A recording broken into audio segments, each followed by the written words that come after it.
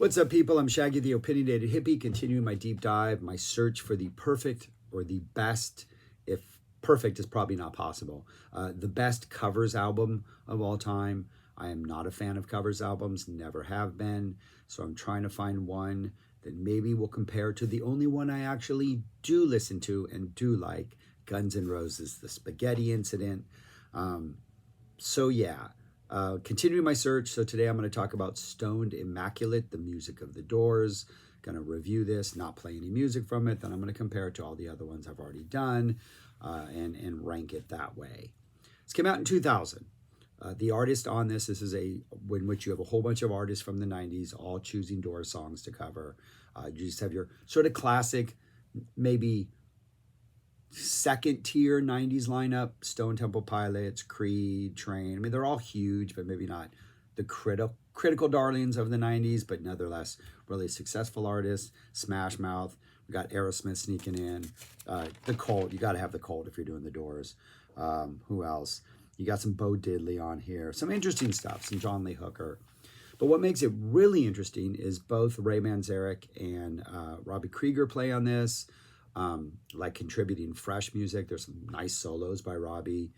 They use some old school Doors recordings to create some new tracks in which they're sort of just like, sort of like going in the studio and making a new mix in which you're using like a Doors song as a sample, essentially. You got some Jim Morrison recordings that had not been previously released that are used on here. You got William Burroughs reading some Morrison poetry. So you have a whole bunch of really interesting things. Some of it doesn't always flow from one track to the other, but I think some of the more interesting stuff, despite not really fitting in the flow of the album, works ultimately and makes this kind of an interesting, compelling album that maybe, I think, you're not always going to get the Robbies and the Rays who are willing to sit in on something like this, but doing these weird sort of, almost DJ type, production type mixes, I don't know, I think makes it a little more compelling. And I did think going into this that this would be a successful covers album. The Doors have such a unique sound driven by like Manzarek's like keyboard work. Densmore drumming is just of its own brand. Didn't really have a bass player. Krieger's guitar playing is usually pretty like efficient, and like when he does go out there and get weird, it's just his own unique sound. So I thought that bands would be able to do a lot with this sound without, even if they simply try to mimic the sound, they're not going to sound like the Doors because no band really does. My big fear was what was going to happen with the vocals and whether they tried too hard to just sound like the Doors. I didn't think that would succeed. But for the most part, I was pretty surprised at how good this album was. I think there's 17 tracks total. Yeah. Opens up with Stone Temple Pilots doing Break On Through, and I think this is absolutely fantastic. It starts with this slow sort of organ vocal intro, and then it drops in this really chunky 90s rock kind of funky version of this. It's playful, some great keyboard work, a little wisp of hair sticking up right there. Getting my hair cut in a couple weeks from my kindergarten class to raise some money for the San Antonio Food Bank. So my hair's kind of crazy right now. But Scott Weiland sounds absolutely fantastic. It is a great opener. On one hand, it sounds exactly like Break On Through, but on the other hand, it kind of sounds like Stone Temple Pilots. It kind of sounds like a really nice, funky, grungy 90s rock song. Fantastic opener. Creed follows up with Riders on the Storm. We get Rain and Thunder in the beginning. Stapp sounds a little too Morrison-esque for me, just way too close to the original at times.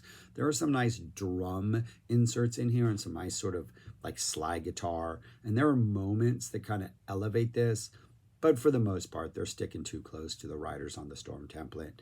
I was kind of confused listening to it because some I'm like, oh, that's kind of interesting. I'm like, they're not trying to do anything but replicate it here. So it was a jarring juxtaposition of ideas. So ultimately, I don't think it worked for me. Light My Fire by Train. I think I hate this. Like, I think this is one of the worst things I've ever heard. There's this neat little cool guitar motif that they use, but everything else about this I think is just horrible.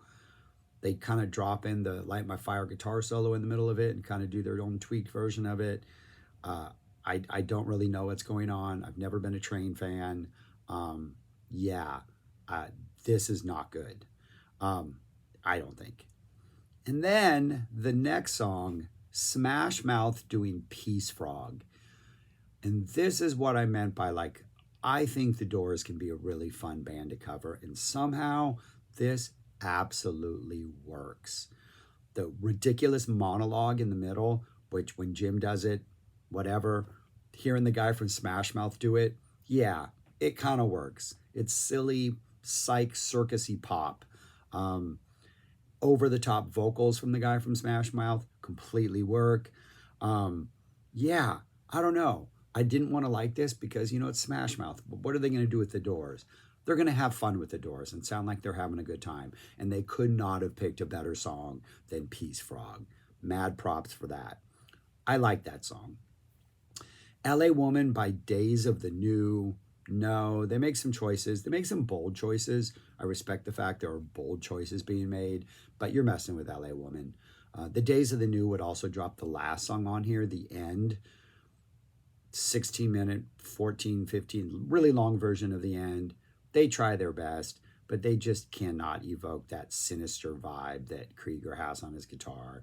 They do the whole monologue in the middle. It just, you can't do The End. Maybe live it's fun because you're getting that audience reaction, especially if the audience knows the song.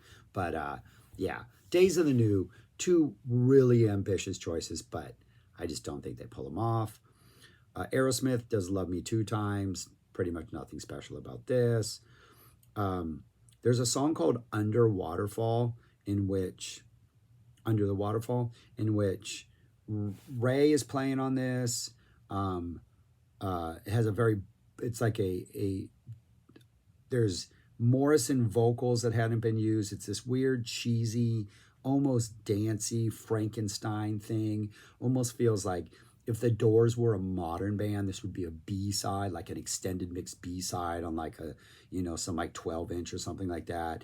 It's got this weird Booker T bass fluidity in it that gives it this almost dance vibe. And I think Ray's playing on it in real time, like he recorded something new. We got some old Morrison vocals.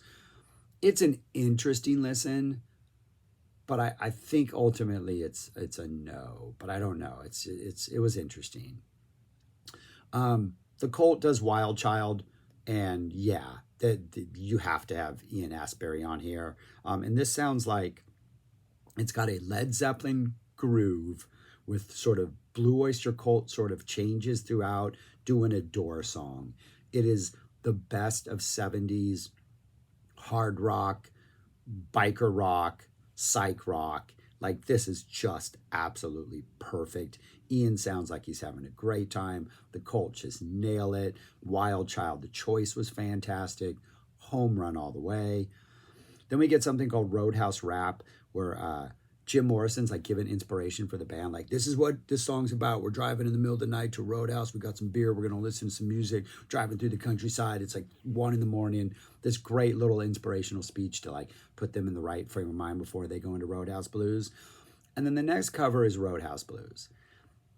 And it's got John Lee Hooker on it, but it's got Morrison vocals with what sounds like just the Doors playing Roadhouse Blues, with John Lee just kind of coming in much the same way like Johnny Guitar Watson comes in on some later Zappa songs, where you just feel like you already had the song and you just have him come in and just improvise stuff over a previously recorded track. It's not really meshed in. What ultimately saves this version is Krieger shows up and drops a brand new guitar solo that absolutely works. But it feels like a cover. It feels like some band is playing in a bar and Krieger's in the audience and they invite him on stage. They're like, hey man, will you drop a solo in here? And he does, and it's fantastic. I just think it's kind of a waste of John Lee Hooker. I just feel like he maybe could have done more. They could have really boiled this down to something a lot bluesier and grittier, but instead it's just sort of, I don't know, it's too close to the original to be that compelling for me. Is Everybody In? William Burroughs doing Jim Morrison poetry over beats and a Doors sample, a looped Doors sample. I think this sample is Backdoor Man and maybe a little bit of The End. It's cool, doesn't fit within the flow of the album, but it absolutely works. It's fun to hear. I think more of this sprinkled throughout the album, maybe in shorter bursts, would have been fantastic. I think giving this more of a headier montagey vibe for the whole album, in which you had these little weird kind of excerpts like that, this would have made a much more fascinating album. Nonetheless, this works. Hello, I Love You by Oleander, who sang that song Why I'm Here. Nice heavy guitar version. This has just a really retro psych garagey feel. Kind of reminds me of like 2010 psych retro rock, like bands like Temples. Nice and kind of heavy. The closing riff is super heavy. Take it a whole different direction. Absolutely works. Then we get Touch Me by Ian Astbury. An absolute, might be sappier than the original. Might be cheesier than the original. It starts off maybe feeling harder than the original. Then we go into like, it's just almost like a straight recreation. We got sappiness. We got horns. Ian is in straight up sort of Vegas Lawrence Welk mode as far as the vocals. The closing sax solo is here. There's a reprised jam guitar solo at the end. The song ends and then we come back in and get like another minute of a guitar solo. It shouldn't work, but it is so over the top ridiculous. And Ian sounds like he is having the time of his life again. Absolute home run. This should have opened the album. It is a ridiculous cover. Yeah, absolutely fun, fantastic. We get something called Children of the Night, which is it's a When the Music's Over sample with Morrison lyrics being said by, I think it's Morrison lyrics, being said by Perry Farrell and Exene. It's kind of similar to the Burroughs thing, but a lot more crazy and interesting with some Farrell Exene energy. It also has a very remix vibe to it, but it works. This kind of stuff, I don't know. I think it's kind of fascinating. It's kind of interesting. It mixes things up enough so when you get back to a more straightforward cover, the straightforward cover works. Love Her Madly with Bo Diddley, immediately. We're in the Bo Diddley beat immediately with drums. It's a little bit slower. It's got a jammier feel with solos in the middle. It's almost as if Fish did a cover of Love Her Madly and it came out of like The Wedge or something like that. And you're just like this drum driven kind of slow, loose, jammy jam band version of Love Her Madly. Absolutely fantastic. Some really nice backing vocals. Super fun version of this. We get something called The Cosmic Movie, which is another Frankenstein type thing. It's got a Soft Parade sample going on with Talking by Jim. Not as compelling as some of the other stuff, but again, makes it interesting. And then we close out with a really long version of the end. The mad props to the band. Like, good for you guys. You tried, but you chose the end. So, but yeah, not a bad listen at all. I was surprised at how good this was. So what I'm going to do is there were 17 tracks. I think there were 9 of them that were good. Break On Through was really good. Peace Frog, Smash Mouth, you killed it, guys. Wild Child, of course, with Ian. I'm giving Roadhouse Blues and maybe half a point. Is Everybody In with Burroughs? Hello, I Love You, fantastic. Touch Me, over the top cheesiness, should have opened the album. Children of Night, Love Her Madly, all fantastic. 9 great songs. I'm going to give an extra bonus point, one for Roadhouse Blues, that solo by Krieger, plus half a point for just some of the experimental stuff that goes on here, which mad props for doing something a little bit different. I like that. I do have one complaint. The album is called Stoned Immaculate, and there is no cover of The Wasp, Texas Radio, and The Big Beat, so that's not good. But Smash Mouth, people, bring in it with Peace Frog. I'm just telling you.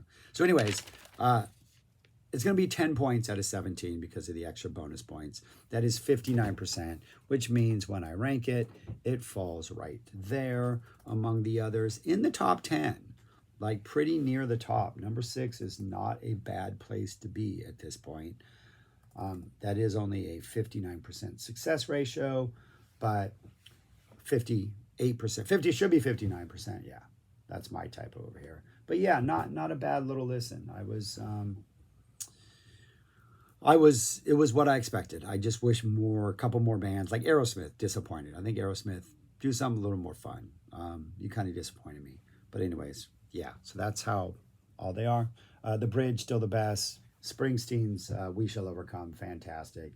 And then really the surprise, I think, for me overall is that Ann Wilson, that Hope and Glory, just the stuff she does with some of those songs is just absolutely fantastic.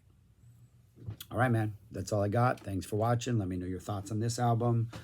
If you have recommendations for covers albums you want me to check out, I would be more than happy to. I'm going to try to listen to every single one out there. There's a lot. It's going to take me a long time. This is a series that will never end as long as people are making music. But anyways, thanks for watching. That's all I got. Subscribe, like, share, comment. Peace. Talk to you later.